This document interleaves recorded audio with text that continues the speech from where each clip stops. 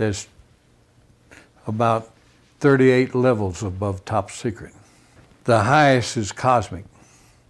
That's, okay, I'll tell you right off now, that's UFOs, aliens, and particleization. Now, like you heard a while ago, there's only probably about 25 people in the world that know things that are known at that level.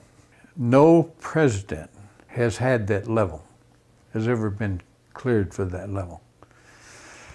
Eisenhower was the closest.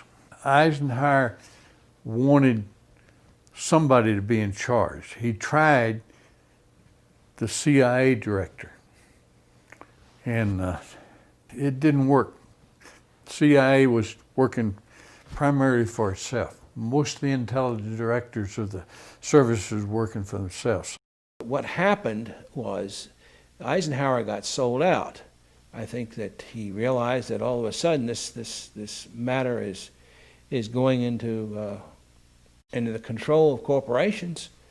He realized that he was losing control. He realized that the phenomenon of whatever it was that we were faced with was not going to be in the best hands. As far as I can remember, that was the expression that was used. It's not going to be in the best hands. He had our best interest in mind and was a very loving person. And what I love about this family too is we're very humble. He grew up on a farm, felt this calling. His family didn't necessarily agree with him, and just rose into the position he was in, became a 5-star general. And it wasn't really a part of the fabric of the global elite. He was fighting against that false power structure. In the councils of government, we must guard against the acquisition of unwarranted influence, whether sought or unsought, by the military-industrial complex. The potential for the disastrous rise of misplaced power exists and will persist. We must never let the weight of this combination endanger our liberties or democratic processes. We should take nothing for granted. Only an alert and knowledgeable citizenry can compel the proper meshing of the huge industrial and military machinery of defense with our peaceful methods and goals. And so it was organized under the name, the NRO.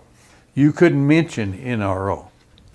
NRO, National Reconnaissance Office, basically run by the Air Force. The Reconnaissance Office, from my understanding of people that I've had contacts with, since I retired, has taken on a lot more responsibility, particularly towards UFO and extraterrestrial activities. You could say that they picked up where Blue Book dropped off. If you're on that level, there's an organization worldwide called ACIO. That's Alien Contact Intelligence Organization. If you pay your dues and you follow the rules, you can benefit, your government is allowed to benefit from that organization's information.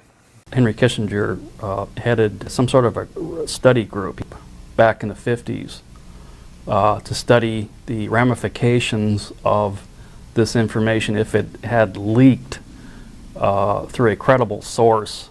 In fact, Jimmy Carter was not brought into the loop. They, for some reason, the group, the control group, they don't trust the guy for some reason. They don't trust Jimmy Carter. They were afraid that he would come out and make statements, blanketed statements to the news media. I was contacted by Ms. Marcia Smith, who was the director of the Science and Technology Division of the Congressional Research Service. She asked to meet with me, and I met with her, and she informed me that President Carter, upon taking office in January of 1977, held a meeting with then the Director of Central Intelligence, who was George Bush Sr., and demanded that the Director of Central Intelligence turn over to the President the classified information about unidentified flying objects and the information that was in the possession of the United States intelligence community concerning the existence of extraterrestrial intelligence. This information was refused to the President of the United States by the Director of Central Intelligence, George Bush Sr.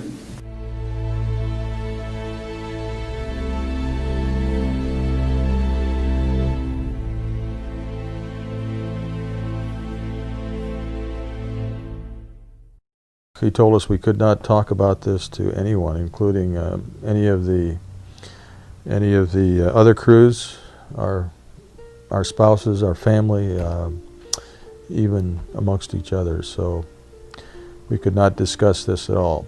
In the military, they do ridicule you, because I was ridiculed a few times. I was told I would never make Master Sergeant. I was on orders for tech, but I was told I would never make Master Sergeant if I brought this crap up again. The pilots that had seen things and talked about it, some of them were let go. Some of them released from their flying and treated as nutcases and things like that.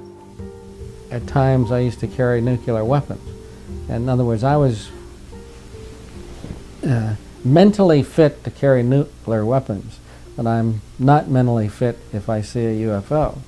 Well, this criticism and this ridicule has, I think, done more to keep the story coming out than almost anything else. It had been discussed with me on numerous occasions.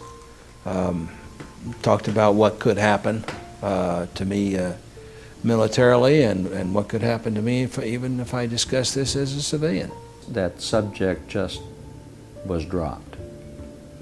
It just wasn't discussed. Anything to discredit you, and you'd never get a promotion, and I'd spend the next 3.5 years up at the North Pole living in a tent checking the weather balloons. I've made no money from this. I've got nothing but pain and suffering out of it, out of talking about it. I've been harassed at my home. This was used against me partially in losing a job once in teaching. I've had a hell of a time after I've told this story, but I continue to tell the story because I think it's important for people to understand that this sort of shit goes on in the government. He was sorry he wrote the book. He was sorry he exposed the family to the ridicule, to the lawsuits. It's been very tough on our entire family. He did not want to die, leaving us with these problems. Just hope that the future people such as yourself and me will know what to do with this type of knowledge that this man brought forward. I do say that he is the first man to come forward in a high capacity